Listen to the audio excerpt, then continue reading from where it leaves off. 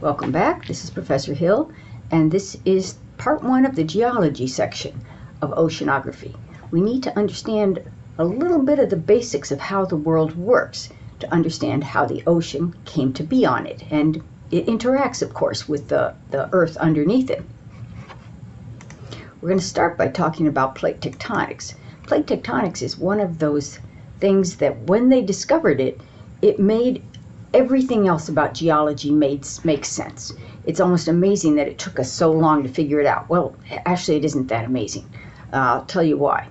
The guy who first came up with it was a man named Alfred Wegener, truly a genius. He was a meteorologist, not even a geologist, but he spent a lot of time alone in Greenland. I suspect that gave him a lot of time to think. He published a book about it, and you don't need to memorize all this stuff on here. I'll tell you what I want you to know about him. So what he did was he came up with this hypothesis based on data saying that the Earth was made up of these different plates and that they moved relative to each other. The evidence he used was basically shapes, fossils, and, well, instead of coal beds, put paleoclimate down there, because coal beds is just a part of paleoclimate. I'll fix that later. Anyway, the shapes I'm talking about are the continental shapes. Any school child who's looked at a globe can tell you that it looks like you could push, South America across the ocean and it would fit under Africa pretty nicely. India, Australia, and Antarctica kind of work the same way. They could all be pushed together. And they were at one time pushed together, although he was the first person to come up with this idea.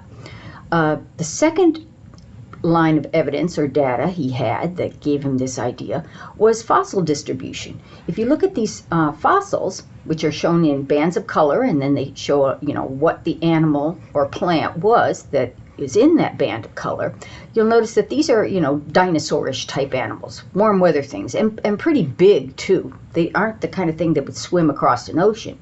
Yet you can find this guy, I'm not even going to try and pronounce that name, in South America and Africa. Well, now how could he have gotten there? There's 2,000-3,000 miles of ocean in between there. Same with this guy, definitely not a swimmer. And you can find his bones or her bones in India, Antarctica, Madagascar, and Africa. The plant, okay, you can find that in all 6 places. Plants can blow the seeds, on the wind and across the ocean, but still, Antarctica is not actually, at this time, a very good place to find plants. And we have our sort of crocodilian type thing that we can find in both Africa and South America. So again, he says he believed that these continents were touching at one time, so that these animals and plants wouldn't have to go across oceans. They could just walk across. Now the coal beds, which again I told you to read as paleoclimate. Paleo means ancient and climate means climate. This is the map that Mr. Wegener came up with when he did. You can kind of see, hopefully, North and South America, Africa, Eurasia, Antarctica. I believe that's India in there. But what I really want you to pay attention to are these things that look like Band-Aids. Those are supposed to represent deposits of coal nowadays. Coal is created by long-term swamps where tens of thousands, over tens of thousands of years, tens of thousands of millions of tons of plants die, fall into the water, get piled up, compressed, and eventually lithified and turned into coal.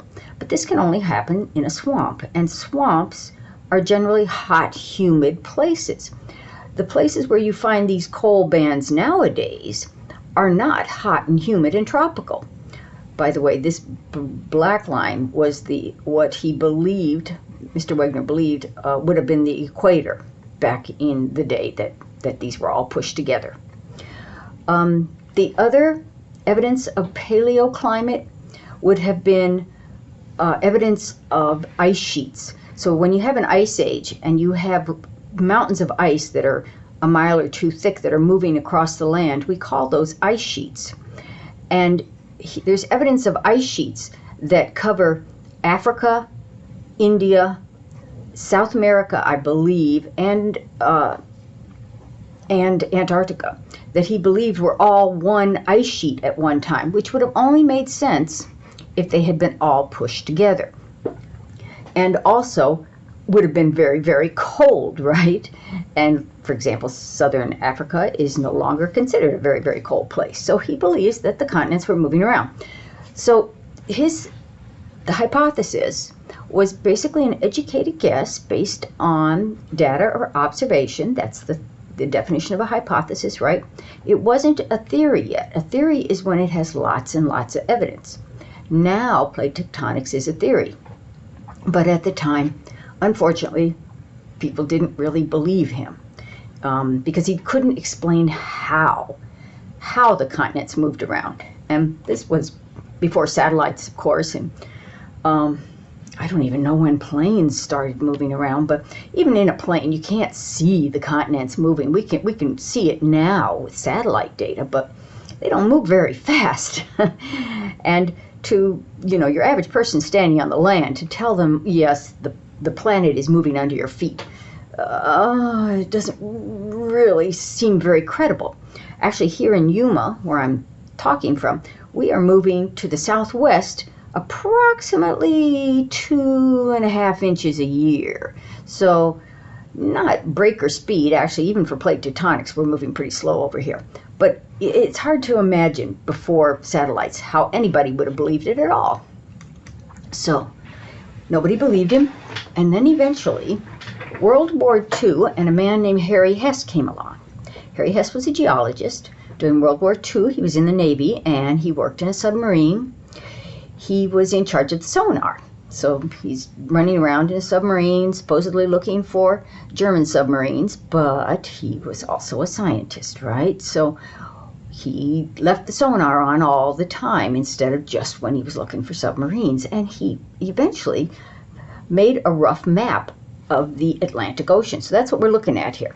So here's America, here's South America, here's Africa, Spain. Over here's got to be the UK, Ireland.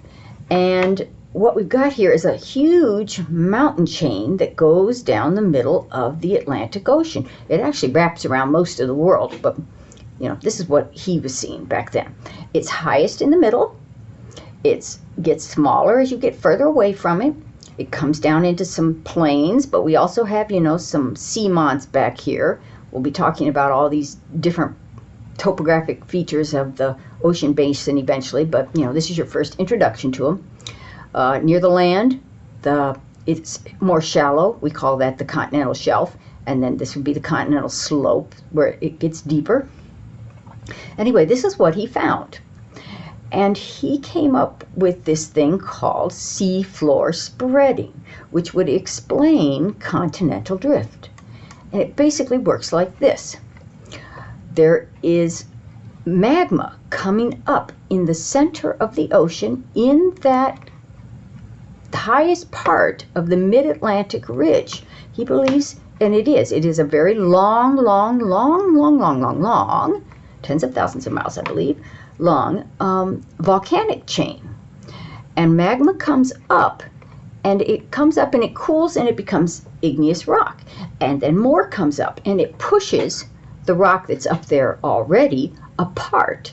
So one side is going towards Europe and Asia, and the other side is going towards the Americas. So that would cause the seafloor to spread and the Atlantic Ocean to get bigger. The Atlantic Ocean is getting bigger very slowly, probably only about 6 inches a year, so it doesn't really matter that much to anybody, but it is slowly getting bigger. And it can reverse, and it can turn around, and it can come back together. And we have evidence that it's done that 2 or 3 times. We call that, when oceans open and close, we call those Wilson cycles. So now you know that not only is the lithosphere broken up into plates, but these plates move relative to each other. But they can't just all spread apart. If they all spread it apart, right, our world would puff up like a piece of popcorn, right? They can't all spread apart. So we have 3 different types of plate motion. and 3 different types of what we call plate boundaries. The boundaries are these red lines that mark the boundaries between plates. So at these plate boundaries, you can be spreading apart. They're called spreading centers. They can be coming together at subduction zones, and they can be sliding past each other at transform zones. We will start, and they are also moving at different speeds. These arrows show you 2 things. They're vectors. They show you 2 things. One, they show you the direction that the plate's moving. So, for example, you can see that the Pacific plate, by the way, this is an oceanography class, so hopefully you do have at least looked up your major oceans. So you can see the Pacific plate is mostly moving west, and rather rapidly. When I say this is a vector and it gives you 2 pieces of information, that means the length of this line tells you how fast it's moving. So down here they're showing you, well, if the line is this long, it's moving 5 centimeters a year. And this is a little faster than this. Maybe it's moving 6 or 7 centimeters a year. And then earlier I told you that here in Yuma, which would be over in this area, right, that we're actually moving rather slowly, even for a tectonic plate. So that's our little vector line. We're only moving a couple centimeters a year. But you can see that these things are moving in all different directions. Over here, it's quite a mess. This mess is why they have so many earthquakes. Remember, you've got these big, huge masses of land, and in this case, they're coming at each other in many different directions. And even if they're moving very slowly, you've got a lot of land. So here is another picture of the plate boundaries, the major plate boundaries. You know, there are smaller ones that aren't shown here, and they're shown in blue. They're covered up mostly by little yellow dots. The little yellow dots are a year's worth of earthquakes on the planet. You'll notice that most of the yellow dots happen to be near plate boundaries. This is our area I was talking about earlier that has, you know, all the vectors going all different directions, right? They have a lot of earthquakes. And the little red triangles are volcanoes, because it's easier for lava to come to the surface when there's a crack in the plate, right? It's only logical. Notice we don't have a lot of either volcanoes or earthquakes in America, except on the West Coast, because our only plate boundary is our famous San Andreas. Okay, so let's get down to the nitty-gritties of the different types of plate boundaries.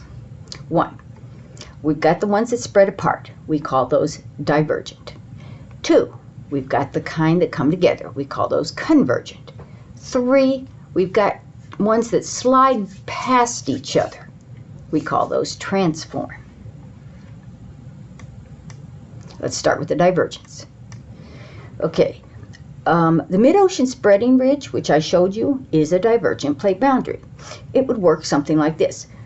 Now this is the lithosphere up here, and these arrows are showing you the mantle. We don't talk too much about the mantle, but essentially the mantle, which I'll explain a little bit more about later, is what makes the plates move. It's not quite solid, it's not quite liquid. Think of it as kind of a Play-Doh-like substance, but it's essentially rock. And if it comes to the surface, it becomes lava, magma. But it can move, not very fast, but it can move. And it's moving, and we believe that's what's making the plates on top of it move. I myself like to think of it as something like Jell-O, all right? Jell-O with the plates on top, and it's moving around.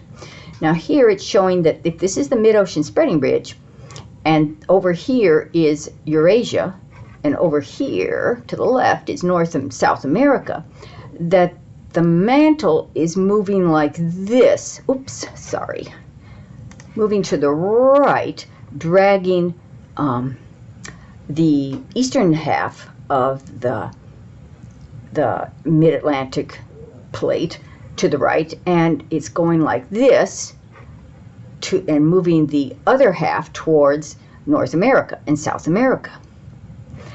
And then the magma comes up, it solidifies, and then more comes up, and it pushes it to this way or to that way. So of course there's going to be a lot of earthquakes wherever you have a spreading ridge. Let's go back for a minute. They probably don't measure earthquakes much in the center of the ocean. Let's look. Oh, they do. They measure some of them anyway. At least this is where because we keep track. The United States Geologic Society measures earthquakes all over the United States. But yeah, it's not real surprising that there is a lot on those spreading ridges. Okay, so that's divergent. It's moving apart. These are all the places on the Earth, well, the major places on the Earth, where there's a divergent plate boundary. Notice most of them are in the ocean, and this is the famous Mid-Atlantic spreading ridge, but it like I said, it wraps around the whole planet. So, and it's mostly underwater. It comes up through the Baja, right? The Baja is actually spreading out. And some people sometimes ask me, is the Baja ever going to be an island? Well, yes, in geologic time it will. But now that you know a little bit about how fast plate motion is, it's not going to happen in our lifetimes. I don't even know if it'll happen in our species' lifetime.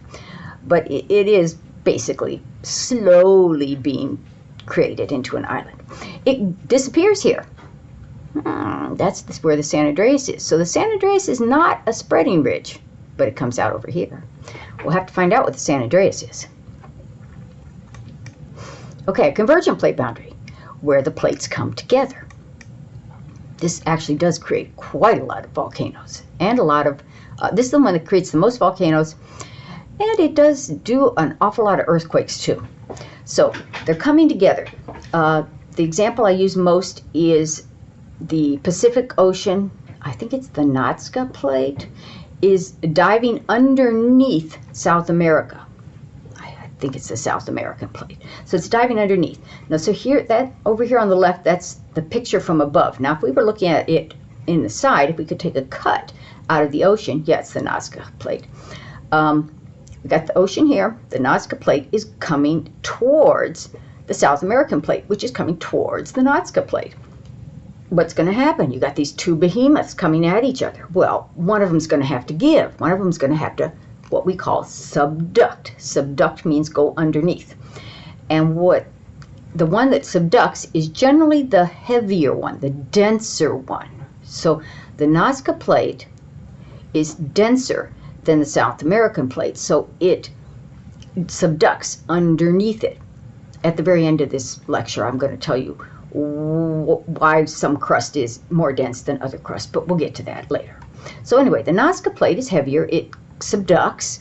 It says earthquake zone, right? Because you got these one oceanic crust sliding underneath South America. That's going to do a lot of rubbing and cause a lot of vibration, right? So you're going to get earthquakes. Then it goes down further and further, and as you go deeper into the earth, it gets hotter and hotter. It's called the geothermal gradient. And then when you get to a certain point, when it starts to melt, the constituents that are less dense, right? Because remember, this Nazca Plate's got a lot of water-soaked sediments. You get down there, and that water-soaked sediment, a lot of that is relatively light compared to the other things that are down there. And so they want to bubble back to the surface because they're less dense, right? They're like the fat on a stew. They want to bubble up to the surface. It's not natural for them to be down there. And so when they bubble up, what you end up getting is volcanoes and mountain ranges. Now, where a plate subducts, we call those trenches. The trenches are the deepest part of the ocean. They're up to 6 miles deep, subduction trench. And about 50, 60 miles inland away from the trench is about where you tend to get the volcanoes. So we go back to this picture on the inset, the left-hand side here.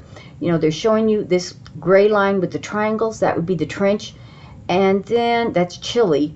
Oh, right about here. Oh, there's a few mountains, or a few volcanoes they're showing you. This is about 50, 60 miles from that. We've got our Andes Mountains. The Andes Mountains line the west side of South America because of the subduction of the plates going on underneath. And the mantle underneath, what it's doing here, instead of spreading apart, they're coming towards each other, and it's dragging the crust towards each other. So that's our convergence. Transform. Now here's our San Andreas. Transforms are a little bit more complicated. They're kind of where you know, these pictures they're showing you, they look so neat, but number one, the world's not that neat, and number two, the world is a sphere. It's not actually flat. So even with the spreading ridge, the mid-Atlantic spreading ridge, like they're showing you down here at the bottom, if I have a chance, I'll have to show you this on Google Earth, but because Google Earth shows you the mountains, the bathymetry of the Atlantic Ocean, and you can see the transform faults pretty nicely there. Anyway, so this is kind of a line where the mid-ocean spreading ridge is.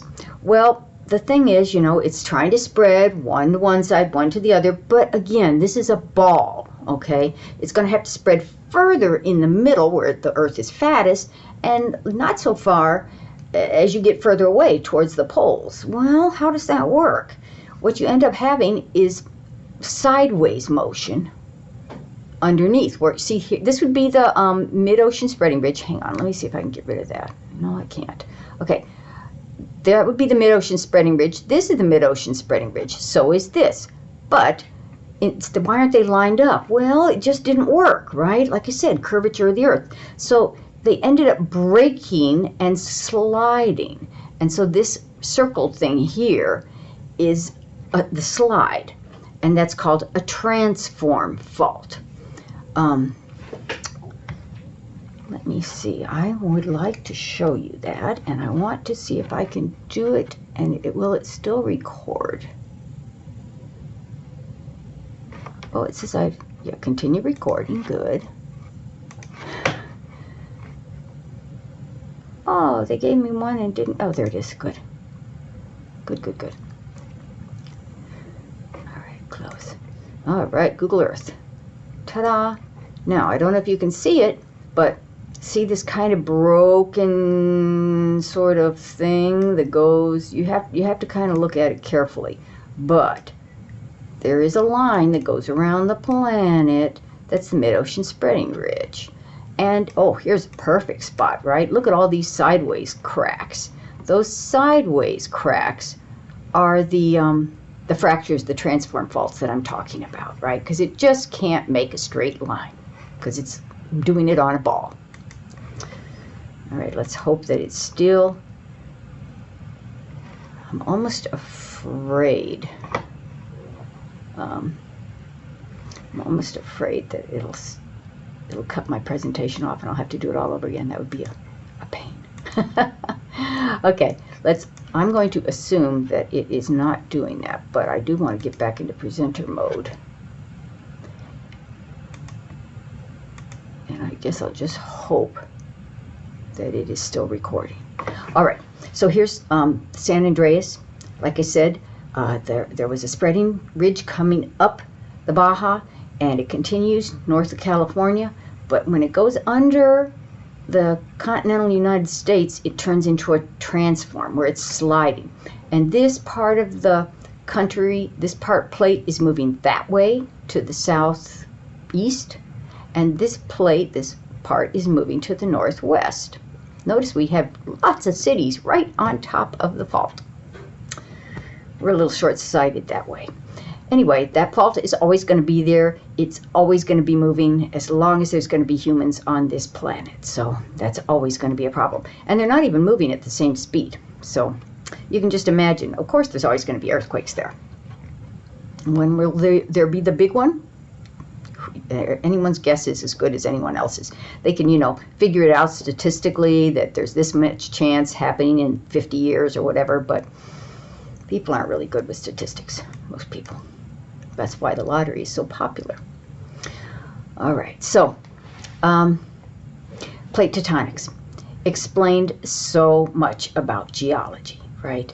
And oceanography in particular, because this was about the time people were arguing, is the Earth only 4,000 years old, or is it really, really old, like 4 billion years old? And one of the things they're saying is, well, the people who said it was not that old were saying, well, it's if it's that old, how come the sediments aren't thicker in the ocean? Why aren't they thicker? Do you know? Can you figure it out? Think convergent plate boundary, where they're being subducted. Mother Nature recycles the crust. Okay, so it collects it's brand new rock right in the mid-ocean spreading ridge, and then as it moves away and it's collecting sediments on top of it, by the time it has its thickest amount, it subducts and gets melted and starts over again as magma. It explained how the continents moved. Yay! And it also explained the fact that they couldn't find any seafloor fossils that were older than 180 million years. And again, they were arguing about, is the Earth really old or is it really young? Well, if it's really old, can't be that old because the fossils aren't that old. Well, again, they get subducted.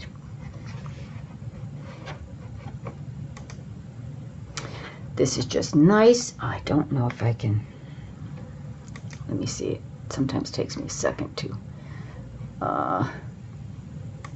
pull it up. No, that's not what I wanted. Okay, hang on. I wanted to show you this. This is what we call a lava lake. Where is it? It's in East Africa. I know that. It's at a spreading ridge. A new spreading ridge, because most spreading ridges are in the ocean. This one's on the land right now. It'll become an ocean someday, but right now it's on the land. And we have things in there called lava lakes. And this lava lake, where the lava's bubbling up, let me kind of get past the commercials here, if I can, skip ad. We'll show you, look at those, you see the black parts? That's the cooled lava. That's kind of like plate boundaries. And you can see they're spreading apart in some places. They're coming together in other places. And they're sliding by each other in other places. So this is kind of like a miniature, sped up version of what's happening on the surface of our planet. Except we got oceans and continents on top of these plates. Cool, hey? Like I said, it's a really crazy cool world we live in.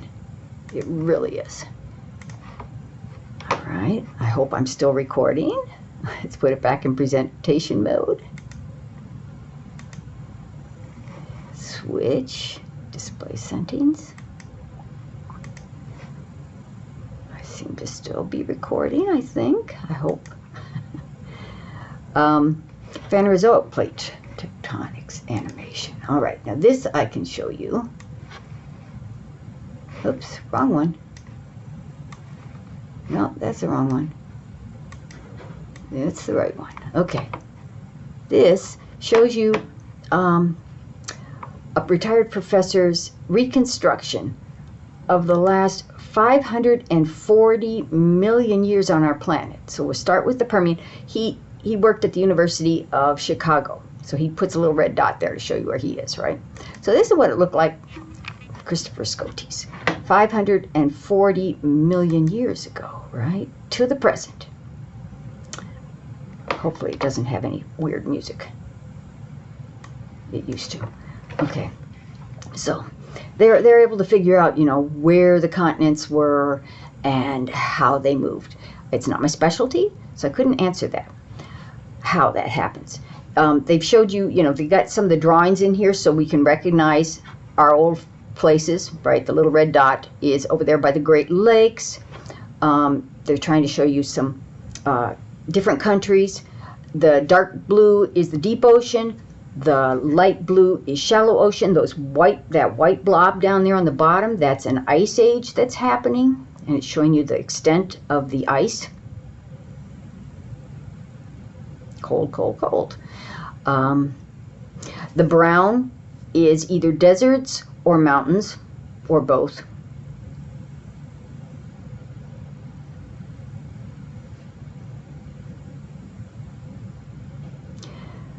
Especially depending on how much ice we have on our planet, the oceans rise and fall.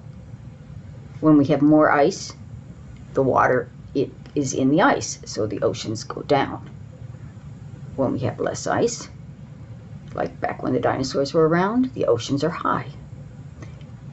Notice that, well, I don't have time to notice these things. There goes India. It's crash landing into Eurasia, creating the Himalayas over there. Hopefully you noticed the part where all the continents were together. You can always watch that yourself again. It's really kind of cool. Show it to a younger brother and sister. They might appreciate it, hopefully. Where's my presentation mode again? Okay, but what is driving plate tectonics? That will be part 2.